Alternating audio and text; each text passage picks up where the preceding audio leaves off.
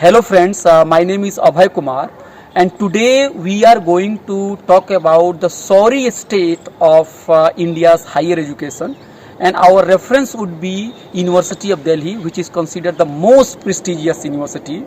But the reality is that this place has become a den of nepotism, casteism, authoritarianism. You know it very well that few days back several candidates are seeking job for guest faculty at Dawat College, which is located in North Campus in Delhi University. They were not allowed to appear for the interview, and you know what is their crime as per the college authority, that they have reached late by 5 or 10 minutes. In the notice it was written that you have to reach by 9:30, and if interview has not started and if somebody has reached around 9:35 or 9:40, is this the crime? And the most shocking thing is that the external has reached after 10 o'clock. In the same college, candidates have applied for the post assistant professor 2 years back, but no viva has been held. So you could understand that all the blames are being put on the candidates, the unemployed youth, while the administration, the principal, the education mafia, they will not take any responsibility. Dr. Dharmraj Kumar of JNU, who has studied here at this university, linguistic and also translation studies, he also taught at Delhi University for 2 years, I think more than 2 years. 3.5 years. 3.5 years. And he was at Department of English.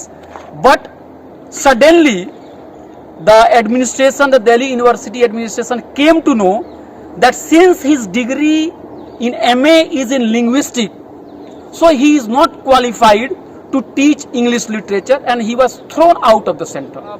Dr. Dharmraj ji will also talk about his own experience at Delhi University.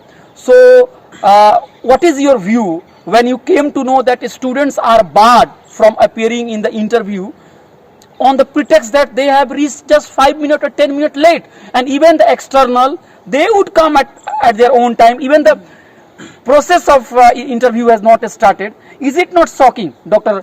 Dharmraj Kumar? Hello friends,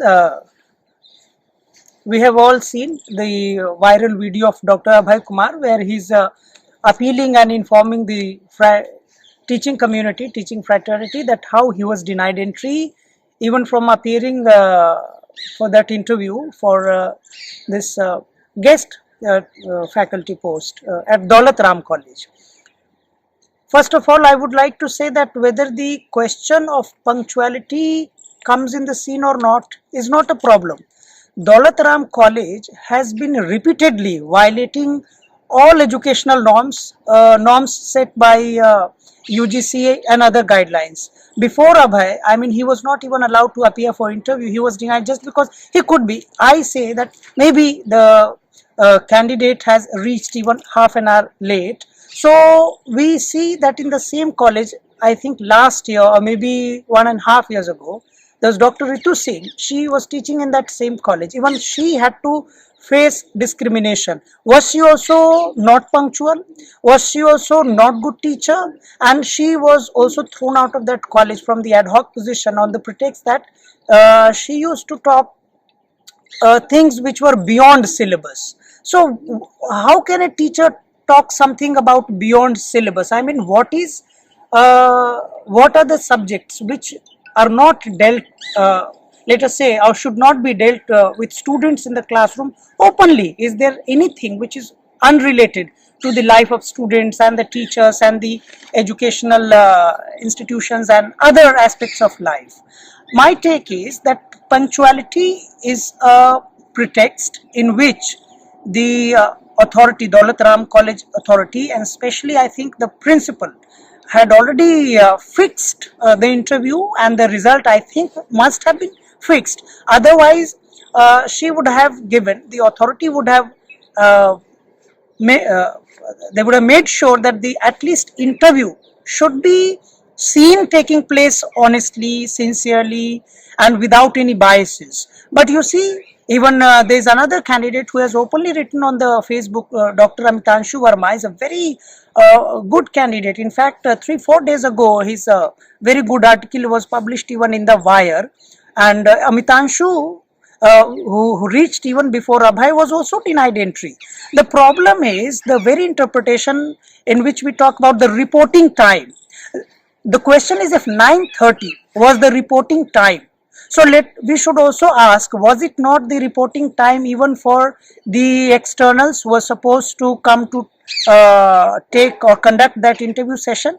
As Dr. Abhay Kumar has claimed that he has a video in which the external, I think Sangeet Ragi or whatever, came after he had already reached. So this is a clear biasness. I was even asked to leave, and In after fact, that he reached. You see, even he was asked to leave, and he repeatedly requested the principal of that college, as he is saying, that I have come from very far off place, and I need some, like, you can allow me. See, reporting time means that the interview committee should be like prepared, so that if after signing few teachers, we have seen in those who have been going to give this interview for teaching, we know that how teachers keep coming because they come from different places. At times even those teachers are those teachers come to attend those interviews who are already engaged into other colleges, but they are bound with certain classes. They are forced, they have to take classes in their own college, respective colleges, and then they have to come to report. So reporting time is not such a big fuss around which you can deny anybody's entry, at least from the interview.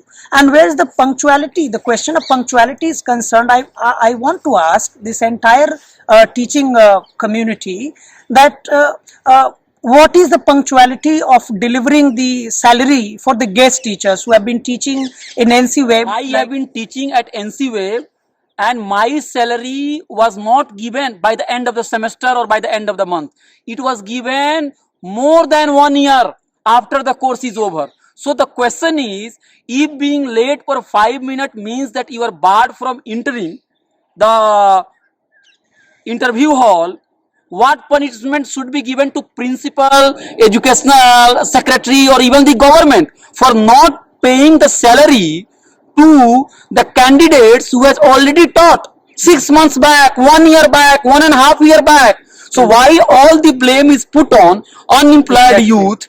I have done my PhD so many years back, and then there is no job, there is no vacancy, nobody is taking any responsibility. Even at Delhi University, we have applied several times, spent thousands of rupees, but nobody is taking responsibility. Now, every time a new vice chancellor is appointed, whether it is of Delhi University or JNU or Jamia, for that matter, any of the universities across the country, the first promise that any vice chancellor makes with that community is that after I take the charge, I will conduct all interview and recruit all vacant positions. Have you ever seen anything happening in time? I have never seen it. In fact, you see, when a PhD scholar submits their PhD, should not there be any time fixed? Like if a candidate submits his or her PhD in 2018, even after 3 years, their PhD vivas. My PhD was submitted in July 2018, and my viva was conducted in 2020 February. See, tell me, is it my crime? So is it my crime? Who will take the It took almost 2 years. So when even for conducting this PhD viva, which is a very crucial point for the career of any candidate, for at least seeking for the job or getting the job, where we know that PhD is almost a must after the UGC's new regulation. So what kind of punctuality are we talking? Is the same Delhi University which has released, and I say it on record, it should go on record. It's not that so many people have said it. This question even has been raised in the parliament, where the Prime Minister has sought a kind of fake degree from the Delhi University who would ensure there has not been a single teacher, a staff who can say, we all know the Prime Minister's fake degree raw, that what actually was the controversy and what kind of teachers must have taken part in that. Another aspect is the principal of coming back to the Daulat Ram College, they say that if the candidate initially is not following the timetable after we give the job, how he would be able to take the classes. I agree what she says. I understand what does she mean to say. But then at the same time, I would like to ask her the question that does she have all the records of attendance of the classes which have been going after this coronavirus lockdown has been imposed? Can she make sure that all the teachers have been taking their classes in time? Actually, see, ad hoc system and guest system in itself is a system which reinforces the idea of feudalism in academia. So we already know that the kinds of principles and the TICs and all these, if it is individually, if somebody is honest, that's another problem. But largely, if you would observe that the principals exercise their feudal power. TICs enjoy, TICs I mean to say teacher in charge, which in UP and Bihar we call it heads of the departments. So head of the departments and all these people enjoy and reinforces that feudal order. Just because somebody is coming 5 minutes late, 10 minutes late, why should everybody come in exactly the same time that way? Like, not everybody's interview is going to be held at the same time. If there would have been 50 candidates, not all those 50 candidates would be interviewed at 9:30 only. And So Dharmraj ji, I also want to add it, at several places in Delhi University, when we are asked to reach as 2 o'clock, and it is mentioned that the interview for, let's say, general candidate will start at 2 o'clock. When we reach there, the college administration would tell you that now the interview for the general category will start later because the interview for the students or candidates belonging to other categories have not been completed. So what will happen that from 2 o'clock to 4 o'clock? He's absolutely right. What he means to say that actually when we have categorized positions like UR and SC and ST and OBCs, so you cannot conduct the interview in a mixed up manner. Why is this information not added in the very advertisement itself, or students are not apprised of through emails that look, if you belong to UR category, your interview will start at 2 o'clock afternoon, you come accordingly. If you belong to other categories like SC, ST and OBCs, so they should, if they are so punctual and they are so adamant on fixing everything or blaming for everything on candidates, they must also declare answer from their parts. Why don't they mention the exact timing when the interview for SCs will be conducted? Or do they mean to say just because some good candidates are unemployed, so their times are not important, their times can be wasted just anywhere waiting for the whole day in the college? It should be specifically and categorically mentioned in the advertisement that if you belong to your category, your interview will start at what time on which day. It should be mentioned that if you belong to SC category, ST category, OBC category and other categories, and even if there is any kind of like women college, and if you want to prioritize that, we have seen Dawat College is also known, if you would see the composition of men and women. So like under the carpet, it is very popular that male candidates are not preferred, since Dawat College is a girls college. So at least we just hear it and we forget it.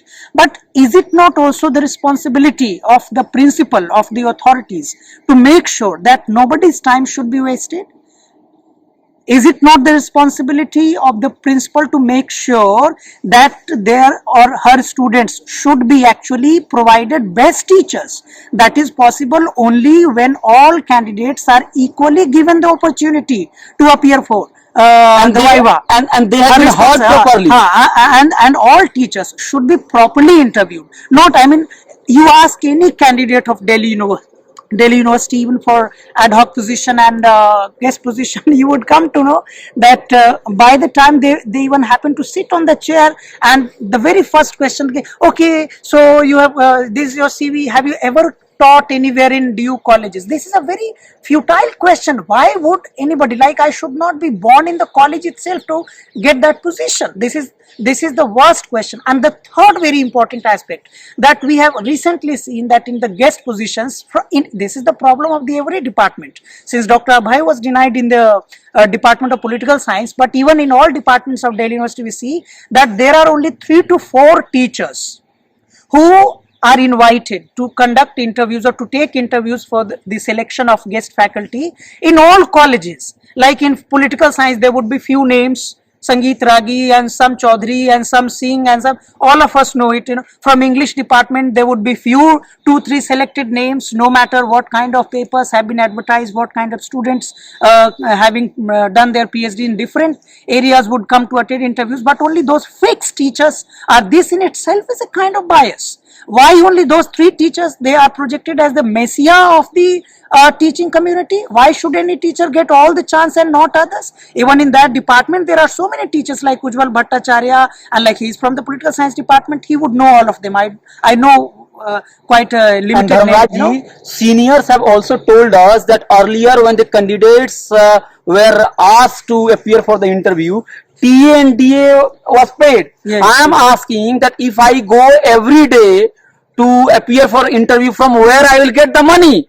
Exactly. And even the traffic is not in my control. One big politician will come and go, and then the traffic will be stopped for several minutes, several hours.